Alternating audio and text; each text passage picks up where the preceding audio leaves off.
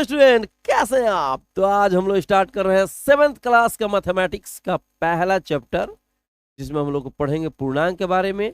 हालांकि 6th class में इसके बारे में बहुत बढ़िया से हम लोगों ने वीडियो बनाकर आपको समझाया था कि पूर्णांक क्या होता है। पूर्णांक के बारे में बहुत बढ़िया तरीके से पढ़ना था। लेकिन एनसीईआरटी में 7th का चूंकि पहला चैप्टर है, तो एनसीईआरटी में मतलब दिया गया है कि आप सबसे पहले पुनर्अभ्यास करिए, उसके बाद कुछ आगे चीज़ों को बारे में हम लोग पढ़ेंगे। तो सबसे पहले हम लोग पूर्णांक के बारे में बढ़िया से समझते हैं। इसमें जो क्वेश्चन दिया गया है एनसीईआरटी में, उसको भी बढ़िया से समझ के बनाते हैं। तो चलिए लेट न करते हुए शुरू करते हैं।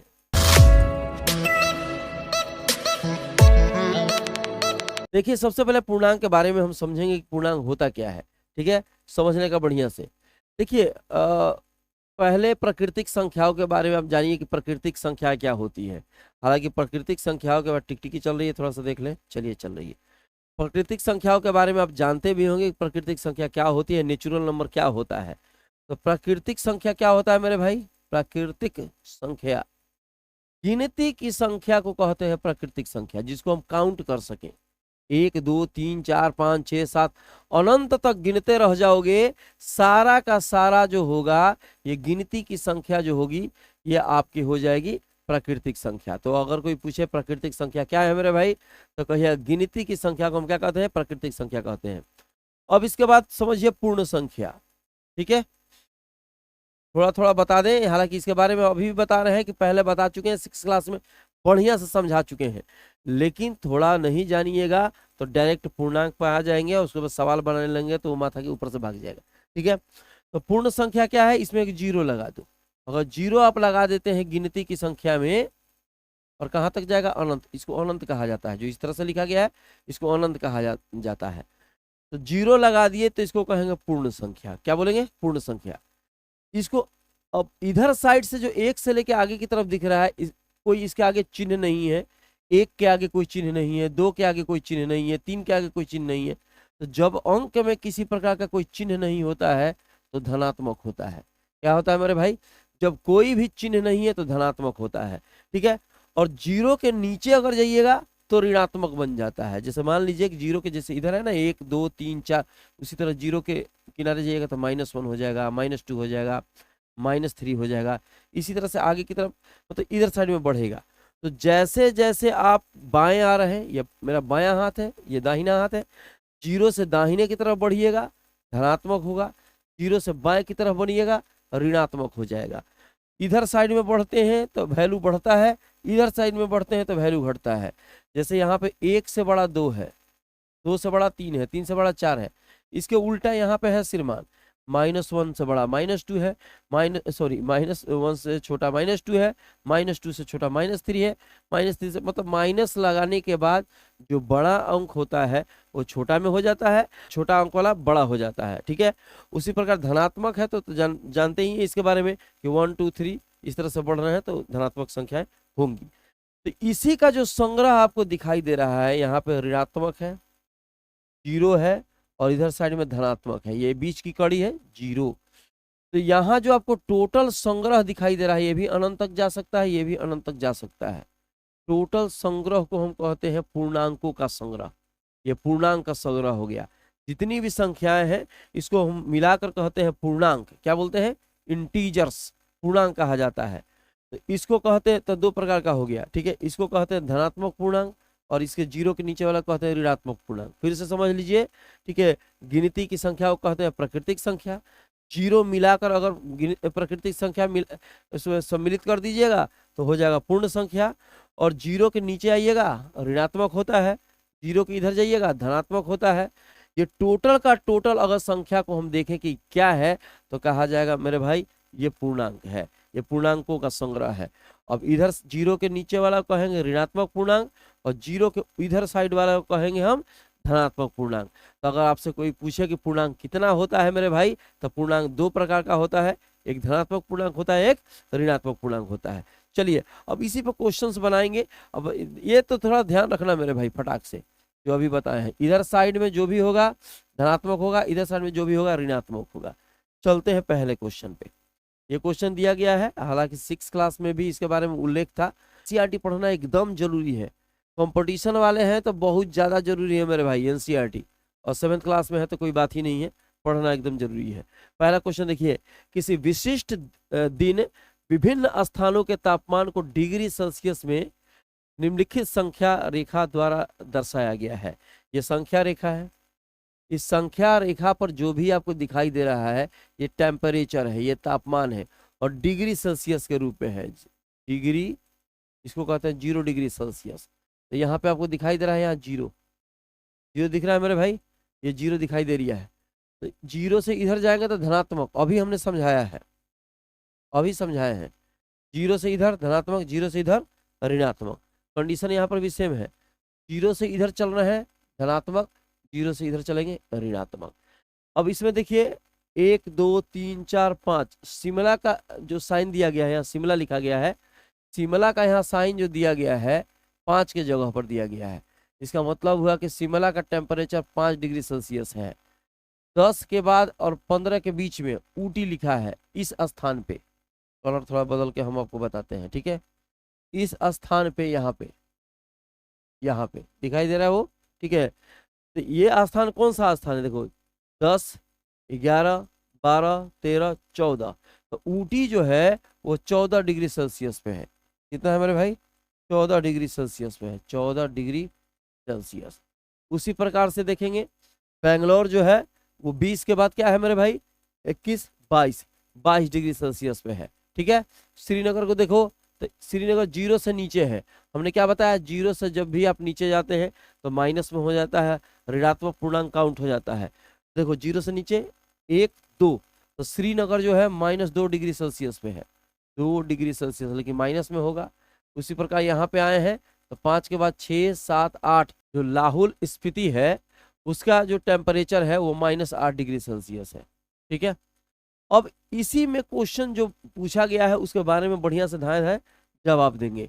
पहला नंबर क्वेश्चन देख लीजिए, इस संख्या रेखा को देखिए और इस पर अंकित स्थानों के तापमान लिखिए। तो हमने तो बता दिया, ठीक है, रेखा को देखना है और उस पर लिख देना है कि कितना कितना हुआ। तो इसका लिख लीजिए, यहाँ से शुरू करना हो तो यहाँ से भी चालू कर सकते हैं। लाहौल स्पीति का है -8 डिग्री सेल्सियस, श्रीनगर का है 0 से नीचे है 2 डिग्री है तो -2 डिग्री सेल्सियस, शिमला है तो 1 2 से 5 डिग्री सेल्सियस पे है, ऊटी जो है 11 12 13 14 डिग्री सेल्सियस पे है। उसी प्रकार से यहाँ पे बेंगलोर जो है वो 22 डिग्री सेल्सियस पे है। देखो 20 के बाद 21 22, 2 खूटी आगे है, यहाँ ये सब दिखाई दे रहा है, 1 खूटी यहाँ पे 1 खूटी यहाँ पे है, ठीक है। तो ये 2 खूटी आगे है तो वो 22 डिग्री सेल्सियस पे है। बी नंबर का क्वेश्चन देखते हैं। बी नंबर में उपर्युक्त स्थानों में से सबसे गर्म और सबसे ठंडे स्थानों के तापमान क्या है, ठीक है। कह रहा है कि उपर्युक्त स्थान जो है इसमें सबसे गर्म और सबसे ठंडा स्थान का तापमान क्या है। सबसे गर्म है बेंगलोर, सबसे गर्म कौन है, बी नंबर में है बेंगलोर, यहाँ पे 22 डिग्री सेल्सियस पे है। बेंगलोर बी लिख देते हैं, चलो इसे समझ लग, बेंगलोर लिखे हैं, ये 22 डिग्री सेल्सियस पे है, ठीक है। और उसके बाद पूछ लिया है कि सबसे ठंडे स्थान के तापमान कितना है। तो सबसे ठंडा स्थान कितना है, ठीक है, लाहौल स्पीति का है -8 डिग्री सेल्सियस, ठीक है। एल से लिख देते हैं, लाहौल स्पीति हो गया, ये हो गया -8 डिग्री सेल्सियस। लेकिन इसमें क्वेश्चन पूछ रहा है कि सबसे गर्म वाला बेंगलोर और सबसे ठंडा वाला लाहौल स्पीति, इसमें स्थानों के ताप का अंतर क्या है, तापांतर क्या है, घटाना पड़ेगा।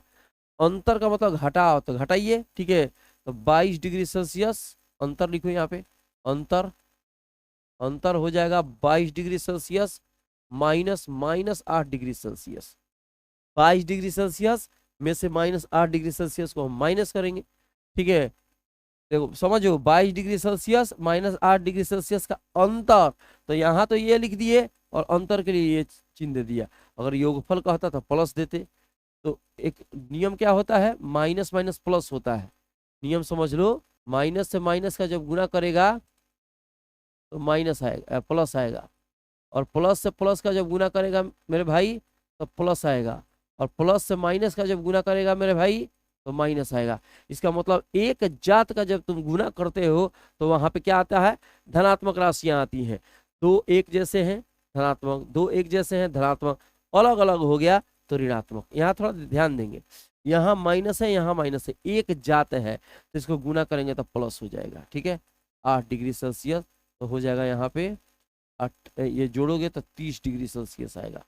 कहने का मतलब सबसे गर्म भाग और सबसे जो ठंडा भाग है उसके ताप का अंतर कितना डिग्री आ गया मेरे भाई? 30 डिग्री सेल्सियस। 6 नंबर में आते हैं, लाहौल स्पीति एवं श्रीनगर के तापमानों में क्या अंतर है? अभी तो वही लिखा नहीं, ये नहीं निकाले, ठीक है। लाहौल स्पीति यहाँ पे है, तो लाहौल स्पीति का, चलो सी नंबर बनाइए। लाहौल स्पीति का जो टेम्परेचर है -8 डिग्री सेल्सियस है।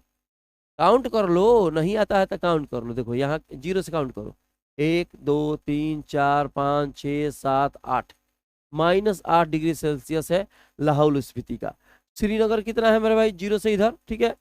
जब इधर आएगा तो माइनस, इधर जाएगा तो प्लस, तो यहाँ पे 1 2, तो श्रीनगर का है, एस से लिख देते हैं श्रीनगर, ठीक है, -2 डिग्री सेल्सियस है। अब कह रहा है कि इन दोनों के तापमानों का क्या अंतर होगा? अंतर मैंने फिर घटाना पड़ेगा, तो इसको घटाएंगे, -8 डिग्री सेल्सियस और -2 डिग्री सेल्सियस, ठीक है। ध्यान दो, ये वाला लिख दिए, फिर ये वाला लिख दिए और माइनस कर दिए, इसका मतलब अंतर निकाल रहे हैं। तो ये होगा -8 degree Celsius minus minus plus, अभी हमने बताया माइनस माइनस क्या होता है? प्लस होता है, तो +2 डिग्री सेल्सियस। अब इसको जोड़ने घटाने आना चाहिए जब एक जैसा जात होता है। देखो ये तो गुना का नियम था, गुना का नियम क्या कहता है कि अगर एक जैसा जात का गुना होगा तो धनात्मक आएगा, अलग अलग जात का गुना होगा तो ऋणात्मक आएगा। जोड़ की विधि क्या है कि अगर प्लस में प्लस जोड़ोगे, प्लस में प्लस आएगा तो जोड़ना होगा, माइनस और माइनस हो, ठीक है, तब भी जोड़ना होगा, और प्लस से माइनस में अगर दिखे तो उसको घटाया जाता है। माने एक जैसा जात को जोड़ा जाता है, अलग अलग जात को घटाया जाता है। तो यहाँ देखो ये माइनस में है, ये प्लस में है, अलग अलग जात है। दोनों प्लस होता तब भी जोड़ देते, दोनों माइनस होता तब भी जोड़ देते। लेकिन गुना का विधि और जोड़ के विधि में अंतर समझ लीजिए बढ़िया से। यहाँ गुना का विधि है, गुना का विधि कहता है कि एक जात का होगा, माइनस से माइनस का गुना तब प्लस, प्लस से प्लस का गुना तब प्लस, प्लस से माइनस का गुना तो माइनस। एग्जाम्पल समझ लो, नहीं आ रहा है समझ में तो -2 से -2 में गुना करेगा ना तो माइनस माइनस प्लस हो जाएगा और 2 दूनी का 4, ठीक है। पहला वाला का हिसाब लगा है। अगर +2 से +2 में गुना करते तो प्लस से प्लस का गुना करते तो प्लस प्लस प्लस प्लस और 2 दूनी का 4, प्लस है माइनस है तो +2 से -2 में गुना करोगे तो प्लस माइनस माइनस, 2 दूनी का 4। ये हो गया आपका गुना का विधि। अब जोड़ का विधि समझ लो यहाँ पे, तो फिर कन्फ्यूजन होने लगेगा, ठीक है। छोटी छोटी चीजें हैं, ये सब नहीं आने के चलते काम हो जाता है गड़बड़। प्लस और प्लस दिखे तो जोड़ देना होता है, जैसे 4 है और +2 है, इसके आगे कोई चिन्ह नहीं है मतलब प्लस में है। जब भी किसी अंक के आगे कोई चिन्ह नहीं होता है तो धनात्मक में होता है, तो 4 और 2 को जोड़ेंगे तो 6 आ जाएगा, ठीक है। उसी प्रकार अगर -4 और -2 कर दें, एक के जात है, दोनों माइनस में है, यहाँ पे दोनों प्लस में था, इसके आगे कोई चिन्ह नहीं था तो प्लस में था, तो इन दोनों को जोड़ेंगे हम।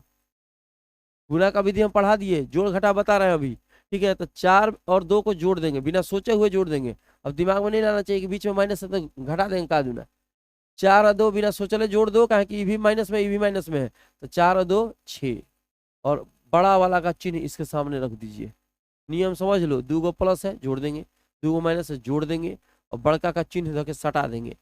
दोनों प्लस था जोड़ दिए, ठीक है। बड़का के आगे चिन्ह था प्लस, तो यहाँ प्लस लिख सकते हैं, नहीं भी लिखिएगा तो काम चल रहा है, क्योंकि प्लस लिखो चाहे मत लिखो वो वहाँ प्लस होता है। 4 और 2 दोनों माइनस में था तो दोनों को जोड़ दिए, बिना सोचले जोड़ दिए, आगे वाला का चिन्ह लगा दिए। अब यहाँ मान लीजिए -4 है +2, ये अलग अलग जात हो गया, एगो प्लस में हो गया, एगो माइनस में हो गया। तो जब एगो प्लस में हो गया, माइनस में हो गया, तो सोचना ही नहीं है कि कितना आएगा कौन ची आएगा, घटा देना, बड़का में से छोटका घटा दो।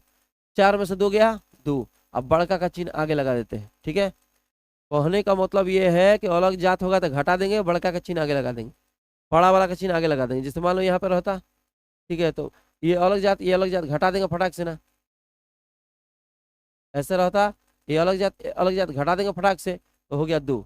और बड़का का चिन्ह क्या है प्लस, तो यहाँ प्लस लगा देंगे, नहीं भी लगेगा तो काम चलेगा, क्योंकि प्लस को लिखिए चाहे मत लिखिए, आगे वाला प्लस को लिखिए चाहे मत लिखिए, कोई फर्क नहीं पड़ता है। लेकिन बीच में कहीं प्लस है तो लिखना ही पड़ेगा। यहाँ देखो -8 है -2 है, अलग अलग जाते हैं, एगो माइनस में, सॉरी +2 है, एगो माइनस में है, एगो प्लस में है, तो सोचना ही नहीं है किस में से किसको घटाना है, बस घटा देना है। तो 8 में से 2 6, अब बड़का का चिन्ह आगे लगा देंगे तो कितना हो गया, -6 डिग्री सेल्सियस। जोड़ने घटाने का विधि आना चाहिए मेरे भाई, ना तो बस बस किडनी में कंपन हो जाएगा। अब डी नंबर क्वेश्चन देखते हैं, चलो इसका स्क्रीनशॉट लेना हो तो ले लो, चलो इसको हम मिटा रिया है, इसको स्क्रीनशॉट लेना हो तो ले लेना, रोक कर पॉज करके स्क्रीनशॉट लेकर और फट से लिख दीजिएगा। डी नंबर में आते हैं, क्या हम कह सकते हैं कि शिमला और श्रीनगर के तापमानों का योग शिमला के तापमान से कम है। अब सबसे पहले यहाँ देखेंगे कि शिमला का तापमान कितना है मेरे भाई।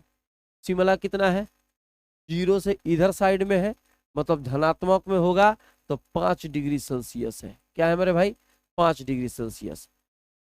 और श्रीनगर के तापमानों का योग, श्रीनगर कितना है मेरे भाई, तो श्रीनगर 0 से इधर 1 2, तो श्रीनगर, ये शिमला, चलो SI लिख देते हैं, ये श्रीनगर SRI लिख देते हैं, श्रीनगर शॉर्टकट में लिख रहे हैं, ठीक है। तो यहाँ पे हो जाएगा आपका -2 डिग्री सेल्सियस।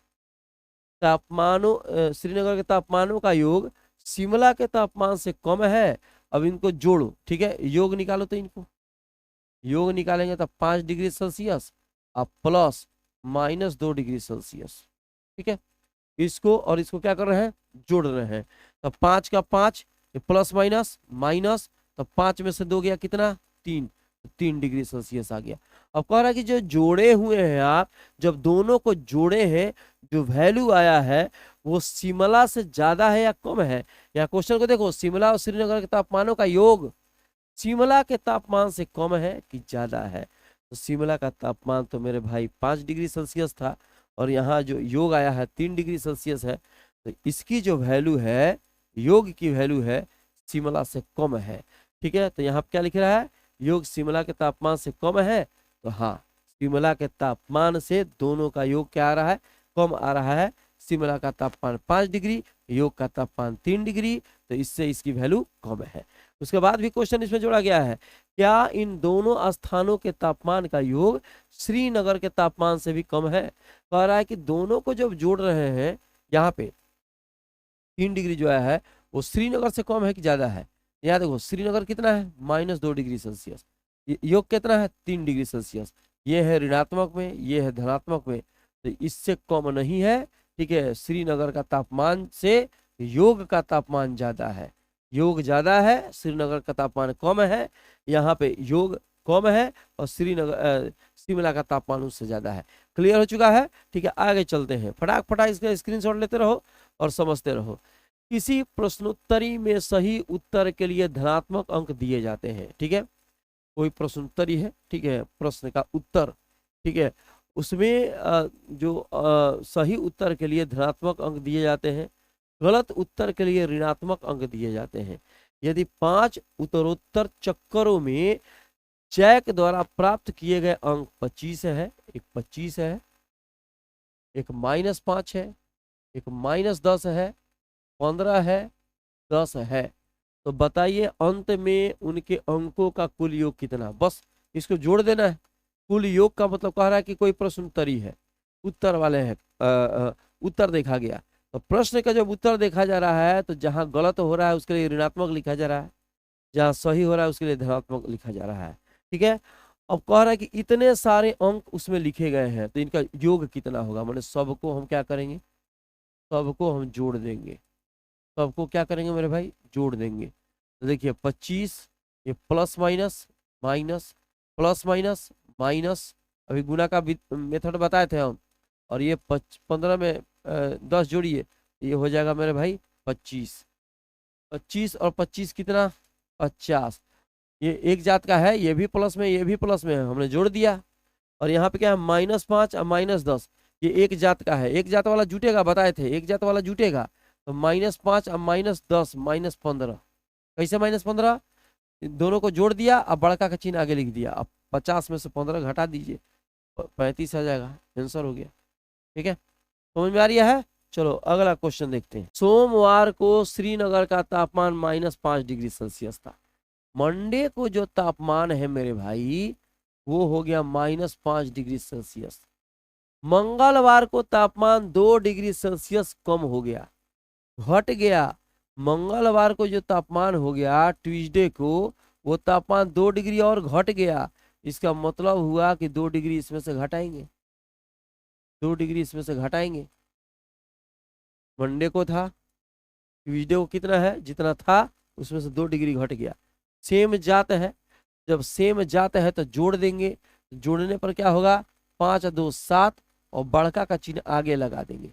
कई बार बताए हैं, एक जाति का हो तो जोड़ देंगे, अलग जाति का हो तो घटा देंगे, अब बड़का का चिन्ह साथे लगा देंगे। तो यहाँ बड़का अंक जो है 5 है, इसके आगे माइनस लगा है तो माइनस लगा दिए। तो कह रहा है मंगलवार को श्रीनगर का तापमान क्या था, तो मंगलवार को श्रीनगर का तापमान -7 डिग्री सेल्सियस था। बुधवार को तापमान 4 डिग्री सेल्सियस बढ़ गया। अब बुधवार को तापमान बढ़ गया, वेंसडे को जो तापमान हो गया मेरे भाई, वो कितना बढ़ गया, 4 डिग्री सेल्सियस प्लस में हो गया।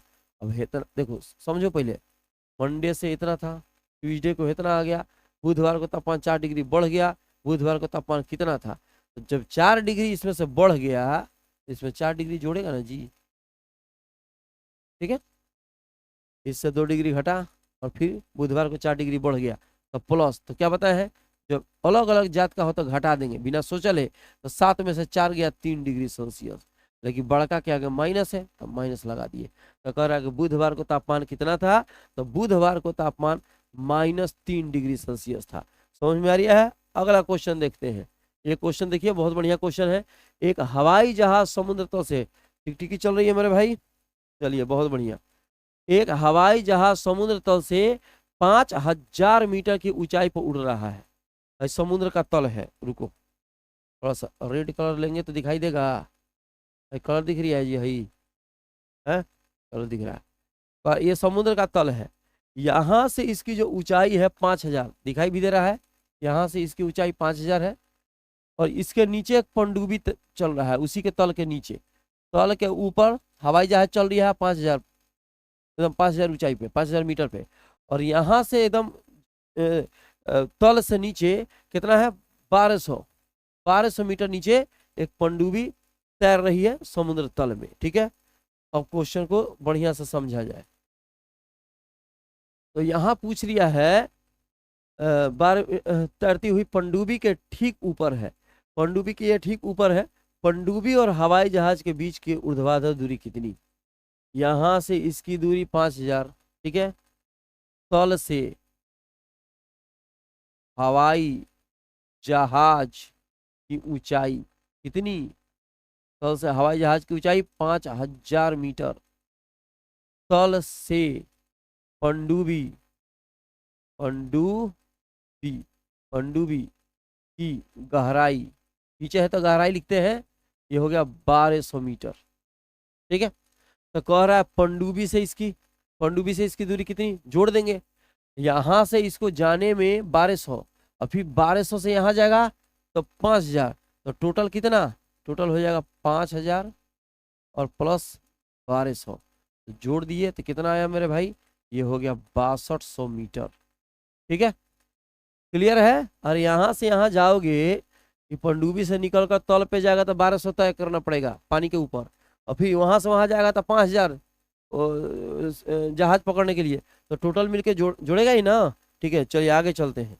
अगला क्वेश्चन देखिए, मोहन अपने बैंक खाते में 2000 जमा करता है। जमा किया कितना मेरे भाई, क्वेश्चन को समझिए, 2000 रुपया जमा किया उसने, ठीक है। ये इस तरह साइन दे देते हैं रुपया के लिए कभी कभी, चलो उसके आगे नहीं जाएगा, ऐसा हम लिखते हैं 2000, चलो। और अगले दिन उसमें से 1642 निकाल लेता है। रुपया जो है यहाँ पे, रुपया जो है ये हो गया यहाँ पे 2000, ये रुपया का साइन है। जमा किया, निकाला कितना, निकासी कितना किया, निकासी किया अगले दिन 1642 रुपया। कितना रुपया, 1642। यदि खाते में से निकाली गई राशि को ऋणात्मक संख्या को निरूपित किया जाए, पर जो खाता में से निकाला गया उसको माइनस में लिखो, चलो यहाँ चिन्ह हटाते हैं, ठीक है। खाता में से जो निकाला गया उसको ऋणात्मक में लिखिए। तो खाते में जमा की गई राशि को आप कैसे निरूपित करेंगे, जब खाता से निकाली गई राशि को ऋणात्मक से हम निरूपित करते हैं, जो निकाल रहे हैं, तो जमा करने वाली राशि को हम धनात्मक से निरूपित करेंगे, प्लस से निरूपित करेंगे। निकासी के पश्चात मोहन के खाते में शेष राशि कितनी? जब इसमें से इसको निकाल लिया, जमा किया था 2000 और निकाल लिया 1642, तो बचा हुआ पैसा कितना घटा देंगे, ठीक है। बचा हुआ पैसा कितना होगा? 2000 माइनस 1642, घटाओ 2000 में से 1642 घटाएगा मेरे भाई, तो यहाँ पे एक दाही के 10, यहाँ 10 में से 2 गया 8, और यहाँ पे बचेगा 9, 9 में से 4 गया 5, यहाँ बचेगा 9, 9 में से 6 गया 3, और यहाँ तो 1 बचा था, तो 1 में से 1 गया, यहाँ पे कट गया, या लिख सकते हैं 0। तो 358 रुपया यहाँ पे आपका जमा राशि बचा, ठीक है। क्लियर है? आगे चलते हैं, समझ में आ रही है मेरे भाई? चलो 6 नंबर क्वेश्चन देखते हैं। सब बढ़िया बढ़िया क्वेश्चन है, प्रैक्टिस करोगे तो खूब बढ़िया से बनेगा। घर पे बैठिए, प्रैक्टिस करिए, समझिए। ट्यूटर है तो 2-4 बार प्रैक्टिस करके तब आपको पढ़ाना पड़ेगा, अगर पहला बार आप पढ़ाने जा रहे हैं तो, ठीक है। 6 नंबर देखा जाए, रीता बिंदु ए से पूर्व की ओर, चलो कलर बदलते हैं, यहाँ पे कलर बदलना पड़ेगा मेरे भाई। ये कलर दिख रही है पूरा, चलो दिखाई दे रहा है रेड कलर। रीता बिंदु ए से पूर्व की ओर, ये देखो ये पूर्व है, यहाँ पूर्व लिखा गया है, ठीक है। ये क्या लिखा गया? पश्चिम लिखा गया है। तो ए से पूर्व की ओर बिंदु बी तक 20 किलोमीटर की दूरी तय करती है। ए से बी तक जाती है रीता, यहां से यहां तक, ये 20 किलोमीटर। कितना डिस्टेंस है मेरे भाई? 20 किलोमीटर का डिस्टेंस है, दूरी तय करती है। उसी सड़क के अनुदिश, अनुदिश का मतलब दिशा में, ठीक है, बिंदु बी से वह 30 किलोमीटर की दूरी पश्चिम की ओर तय करती है। यहां से यहां गया, रीता गई 20 किलोमीटर पूरब की ओर, और फिर यहां से खिसकेगी 30 किलोमीटर इधर, बी से आएगी 30 किलोमीटर इधर, तो यहां से मान लो यहां तक पहुंच सकती है ये 30 किलोमीटर। उल्टा जा रहा है। क्वेश्चन को बढ़िया समझो, खूब बढ़िया से समझ में आएगा। फिर से देख लीजिए, ए से चली, कहाँ चली गई? ए से चली गई बी पर 20 किलोमीटर। उसी सड़क के अनुदिश बी से वह 30 किलोमीटर दूरी पश्चिम की ओर, पश्चिम इधर है, इधर आती है। यदि पूर्व की ओर तय की गई दूरी को धनात्मक, इसको प्लस मानेंगे, तो पश्चिम की ओर तय की गई दूरी को आप कैसे निरूपित करेंगे? ऋणात्मक निरूपित करेंगे। जब दाहिने चलते हैं तो धनात्मक, और बाएं चलेंगे तो ऋणात्मक। तय की गई दूरी को आप कैसे निरूपित करेंगे? बिंदु ए से उसकी अंतिम स्थिति को किस पूर्णांक से निरूपित करेंगे? यहां से जो अंतिम स्थिति है ये है, तो कैसे, किस पूर्णांक से निरूपित करेंगे? वहां क्या लिखेंगे? 5 लिखेंगे, 10 लिखेंगे, 25 लिखेंगे, वही पूछ रहा है किस पूर्णांक से। तो समझिए किस पूर्णांक से निरूपित करेंगे। यहाँ पे जो आपका हो गया, उधर साइड में अगर देखा जाए, यहाँ सी पॉइंट मान लो कि यहाँ सी पॉइंट है, तो अगर यहाँ से इसका डिस्टेंस देख लें, ए बी का डिस्टेंस रीता को जाने में, तो +20 किलोमीटर, ठीक है, क्योंकि ये दाहिने तरफ है। और बी से सी तक आता है, ठीक है, बी से सी तक, तो इसको माइनस में लिख देंगे, -30 किलोमीटर, क्योंकि बाएं की तरफ चल रहा है। दाहिने चलेगा धनात्मक, बाएं चलेगा ऋणात्मक। अब इसको जोड़ो, यहाँ से यहाँ तक गया तो इसको जोड़ो, कितना हुआ? टोटल का टोटल कितना हुआ मेरे भाई? ठीक है, तो टोटल कितना हो जाएगा? यहाँ 20 किलोमीटर, और फिर इधर से चला 30 किलोमीटर। जोड़ेंगे, तो जब जोड़ेंगे तो घट जाएगा, क्योंकि एगो प्लस में है एगो माइनस में है, तो -10 किलोमीटर। तो यहाँ पे क्या लिखना होगा? 10 -10 किलोमीटर, ठीक है, समझ में आ रहा है? चलिए अगला क्वेश्चन पे चलते हैं, कोई दिक्कत इसमें? आगे चलिए, यहाँ क्वेश्चन को समझते हैं खूब बढ़िया से। बहुत बढ़िया क्वेश्चन है ये भी, ठीक है, क्वेश्चन बहुत बढ़िया है।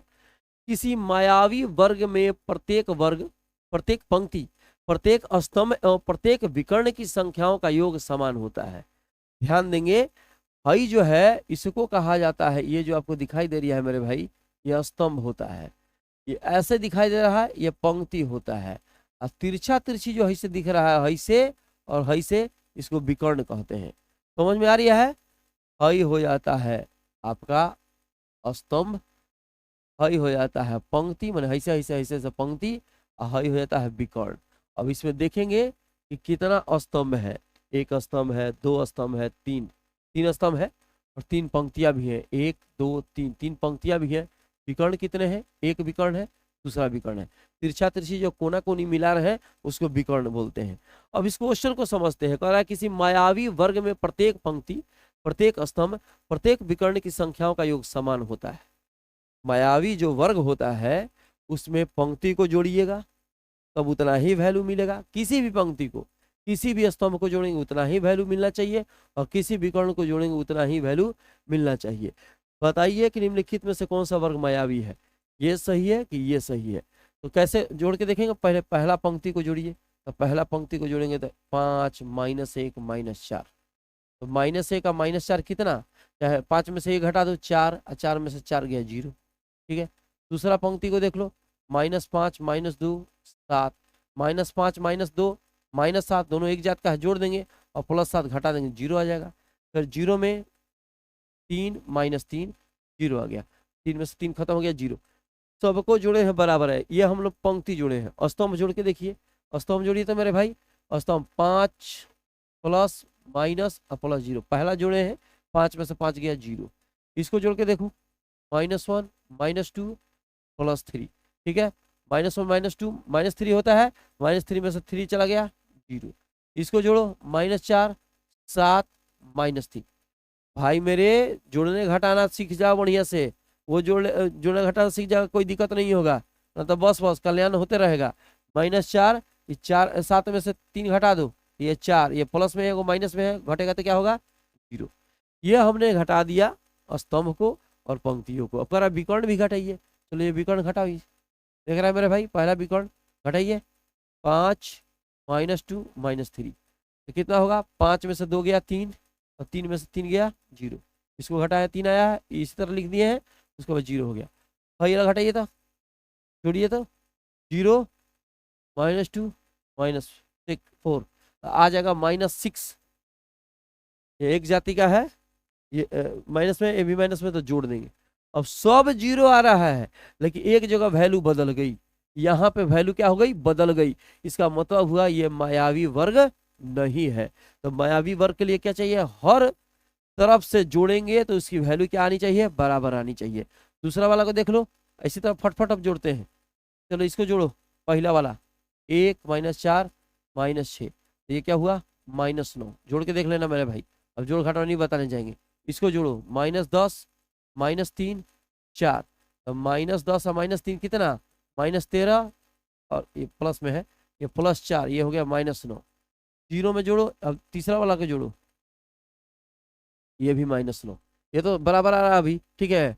अब ऐसे जोड़ के देखिए, तो ऐसे 1 -10 +0 -9, ऐसे जोड़ो, -4 -3 -2 -9, ऐसे जोड़ो, -6 +4 -7 -9, ठीक है, ये तो बराबर है अभी तक।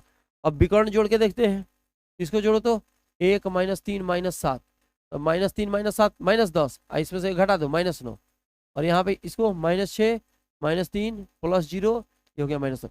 इसका मतलब हुआ कि सब तरीके से जब जोड़ के हमने देखा तो हर जगह बराबर आ रहा है। इसका अर्थ हुआ ये मायावी वर्ग है, हई वाला सही है और हई वाला क्या है, गलती है। क्लियर है, आगे चलते हैं, प्रैक्टिस करके देख लेना तुम भी। इसमें कह रहा है कि ए और बी के निम्नलिखित मानों के लिए a - b equal to a + b का सत्यापन कीजिए। a - b equal to a + b, इसको सत्यापन करना है। एक हम बना देते हैं, बाकी यहाँ 3 और है जिसको तुम घर पे जाके अपना बनाते रहना, अपना प्रैक्टिस करते रहना, ठीक है। उतना दिमाग अब लगाएंगे तो चारों नहीं ना बनाएंगे हम। ए की वैल्यू दे दी गई है, ए की वैल्यू कितनी है, ए की वैल्यू 1 नंबर में देखो, ए की वैल्यू दे दी गई है 21, तो यहाँ पे देखो तो इसके लिए लिखो 21, माइनस का चिन्ह है तो माइनस, यहाँ ब्रैकेट का चिन्ह है तो ब्रैकेट, फिर माइनस का चिन्ह है तो माइनस, फिर बी लिखा है तो बी के लिए 18। पहला वाला बना रहे हैं, 3 और बचेगा वो तुम बनाएगा।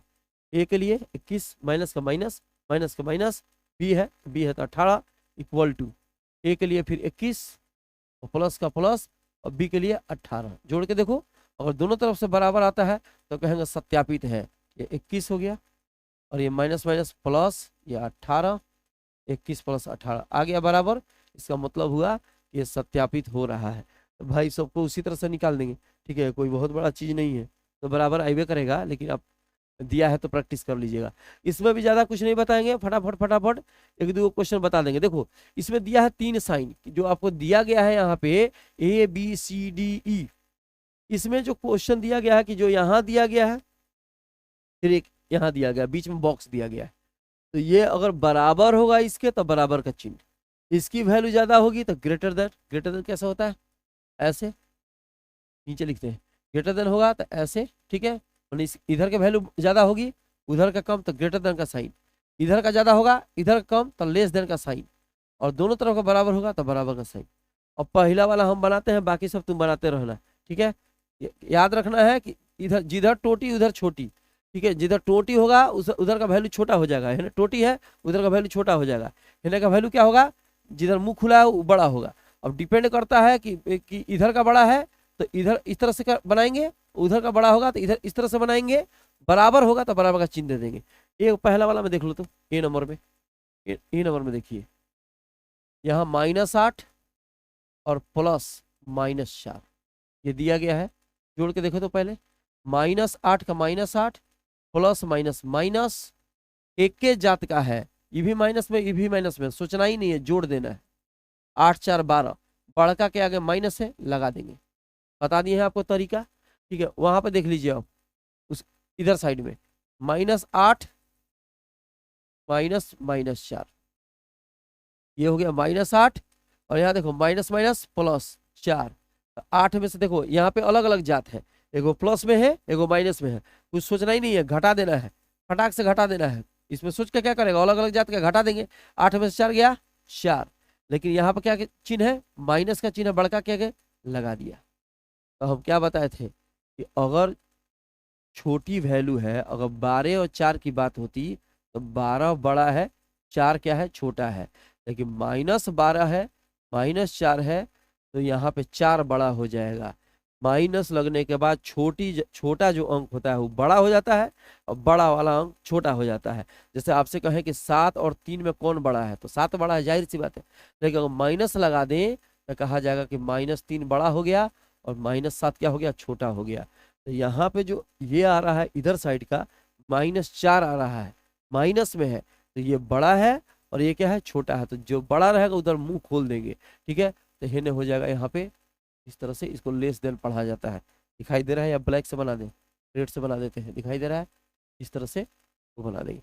बाकी सब इसी तरह से अपना निकाल लीजिएगा, कौन बड़ा है कौन छोटा है कौन बराबर है, ठीक है। लेस देन, ग्रेटर देन और इक्वल टू। अगला क्वेश्चन पे चलते हैं, ठीक है। पानी के एक तालाब में, बड़ी बढ़िया क्वेश्चन है, एकदम कॉन्सेप्चुअल क्वेश्चन है, पहेली वाला क्वेश्चन है, ठीक है। ध्यान दीजिएगा तो बनेगा, नहीं ध्यान दीजिएगा तो दिमाग चल जाएगा, अंतरिक्ष में बुझेबो नहीं करेगा। पानी के एक तालाब में बंदर की सॉरी पानी के एक तालाब में अंदर की ओर सीढ़ियां हैं, ठीक है। पानी का कोई तालाब है, अंदर की ओर सीढ़ी लगी हुई है। एक बंदर सबसे पहले ऊपर वाली सीढ़ी यानी पहली सीढ़ी पर, ठीक है। यहाँ मान लीजिए कोई सीढ़ी बना दिया, कलर बदलने दीजिए मेरे भाई, यहाँ कोई सीढ़ी हमने बना दिया, यहाँ पहला सीढ़ी, ये नीचे की तरफ सीढ़ियां जा रही हैं देखिए, और यहाँ मान लो कोई बंदर बैठा है, ठीक है। यहाँ कोई बंदर बैठा है, बंदर की तरफ यहाँ कोई बंदर बैठा है। अच्छा, पानी 9वीं सीढ़ी पर है, तो 1 2 3 4 5 6 7 8 9, 9वीं सीढ़ी पे है, और सबसे पहली सीढ़ी पर बंदर बैठा हुआ है, और पानी यहाँ इस सीढ़ी पर पानी है, यहाँ पे यहाँ पानी है, ध्यान से समझिए। ये सीढ़ी है, नीचे की तरफ जा रहा है, बंदर सबसे पहली सीढ़ी पर बैठा हुआ है, और सबसे नीचे जो है वो 9वां नंबर सीढ़ी पर पानी है। बढ़िया समझो, 7वां का 7वां मत समझो, ठीक है ना, तो बस बस कल्याण नमस्तु। 1 2 3 4 5 6 7 8 9, ठीक है। तो यहाँ पे देखो 1 2 3 और फिर 1 2, ये हुआ 2 छलांग, फिर 1 2 3 1 2, ये हुआ फिर 2 छलांग, फिर 1 2 3 1 2, फिर हो गया 2 छलांग, फिर 1 2 3 1 2, फिर हो गया 2 छलांग, फिर 1 2 3 फिर 1 2, फिर हो गया 2 छलांग। समझ रहे हैं मेरे भाई, 1 2 3, अब यहाँ पे आ गया, यहीं तक आना था बस, ठीक है। तो ये हो गया आपका पहला छलांग। माने अब समझ जाओ फिर से, ना तो कंफ्यूजन हो जाएगा। 1 2 3 आ रहा है ना, 1 2 3, तो फिर 1 2 यहाँ आ रहा है, तो पहला छलांग यहाँ आया, फिर 1 2 3 1 2 दूसरा छलांग। मैंने हर स्टेप के लिए 2 छलांग चाहिए, 2 2 4 2 6 2 8 2 10, और यहां से जो कूदेगा ना 1 2 3, तो फिर वापस नहीं आएगा क्योंकि हमको तल तक ही जाना था, तो इसलिए 1 छलांग। तो कितना हुआ 11 छलांग। टोटल कितना छलांग लगाया 11। नहीं समझ में आया फिर से समझ लीजिए, जब भी 1 छलांग मार रहा है 3 सीढ़ी नीचे, दूसरा छलांग में 2 सीढ़ी ऊपर, तो एक बार छलांग एक बार छलांग में 1 सीढ़ी नीचे गया, बस 3 सीढ़ी 2 सीढ़ी 3 सीढ़ी 2 सीढ़ी 3 सीढ़ी 2 सीढ़ी, ऐसे करके ही चल रहा है बंदर, ठीक है। तो 3 सीढ़ी नीचे 2 सीढ़ी ऊपर, तो जब भी 1 छलांग नीचे और 1 छलांग ऊपर, तो पहला से स्टेप पार किया, तो 1 स्टेप 2 छलांग, दूसरा तीसरा चौथा पांचवा तक आएगा तो 2 छलांग करते हुए 10 छलांग। लेकिन अब 11वां छलांग मारेगा तो वापस जाने की जरूरत क्या है, ये तो पूछ रहा है कितने छलांग में पानी का स्तर तक पहुंच जाएगा, तो बस 11वां छलांग में पानी का स्तर तक पहुंच जाएगा। क्लियर है, ठीक है, बहुत बढ़िया तरीके से समझ में आया होगा। अभी जो है ये लास्ट क्वेश्चन है, इसको खूब बढ़िया देख लेते हैं। अब बहुत बढ़िया तरीके से इसका फेयर किया करो, घर पे बैठते हो तो बिना मतलब का टाइम बर्बाद मत किया करो। पानी पीने के पश्चात, पानी पी लिया, बनाना जो है पानी पी लिया, ठीक है, वह वापस जाना चाहता है, फिर वापस जाना चाहता है। इस कार्य के लिए वह 1 छलांग में 4 सीढ़ियां ऊपर की ओर और अगली छलांग में 2 सीढ़ियां नीचे की ओर जाता है। फिर उल्टा सिस्टम लगा दिया, कह रहा है कि अब 1 2 3 4 5 6 7 8 9, ठीक है, 9 सीढ़ियां थी, 9 ही सीढ़ी था ना जी, कितनी सीढ़ियां थी, 9 सीढ़ी था। चलो अब यहाँ कह रहा है कि पानी पीने के पश्चात, पी लिया, यहाँ से पानी पी लिया, वह वापस जाना चाहता है। इस कार्य के लिए वह 1 छलांग में 4 सीढ़ियां ऊपर की ओर, 1 स्टेप 2 स्टेप 3 4, बड़ी लंबा छलांग मार रहा है, 1 छलांग 2 छलांग 3 छलांग 4 छलांग, ठीक है, और अगली छलांग में 2 सीढ़ियां नीचे की ओर जाता है, ठीक है, 1 2 बस। इसका मतलब हुआ कि जब 1 से 2 बार एक बार जाएगा एक बार आएगा, तो 2 स्टेप चलेगा, 1 2, उस समय क्या हो रहा था 1 स्टेप चल रहा था, अभी कितना स्टेप है 2 स्टेप चल रहा है, ठीक है। अगली छलांग में 2 सीढ़ियां नीचे की ओर, कितनी छलांग में वापस सबसे ऊपर वाली सीढ़ी पर आ जाएगा। तो यहाँ पर थोड़ा ध्यान दीजिए समझने का बढ़िया से, 1 2 3 4, ठीक है, 1 2 3 4 यहाँ आया, फिर 1 2 यहाँ आएगा। इसका मतलब हुआ कि 2 स्टेप आगे बढ़ा, फिर देखिए 1, तो यहाँ 2 छलांग हुआ, प्लस 1 2 3 4, फिर 1 2 यहाँ आएगा, फिर 2 छलांग, 1 2 3 4, इसका मतलब हुआ कि 1 छलांग। 4 काउंट कर रहे हैं, इसका मतलब 4 छलांग नहीं, 1 छलांग में 4 स्टेप, फिर दूसरा छलांग में 2 स्टेप नीचे। तो यहाँ देखो 1 छलांग में 1 2 3 चौथी सीढ़ी पर, ठीक है, और फिर नीचे आएगा 1 2 3, सॉरी 1 2 2 छलांग नीचे, तो 2 ही छलांग ना हुआ, यहां से यहां तक आने में 2 छलांग, फिर 1 2 3 4 1 2, यहां से आने पर फिर 2 छलांग, फिर 1 2 3 4, तो टोटल मिला के हो गया 5 छलांग, ठीक है। इसका मतलब हुआ कि जाने में उसको 5 छलांग और आने में कितना छलांग लगा था 11 छलांग। मुझे लगता है कि पूरा का पूरा प्रश्नावली 1 का कंसेप्ट क्लियर हो चुका होगा। खूब बढ़िया से फेयर करिए, खूब बढ़िया से पढ़िए। मिलते हैं छोटे से ब्रेक के बाद, जहां रहिए स्वस्थ रहिए।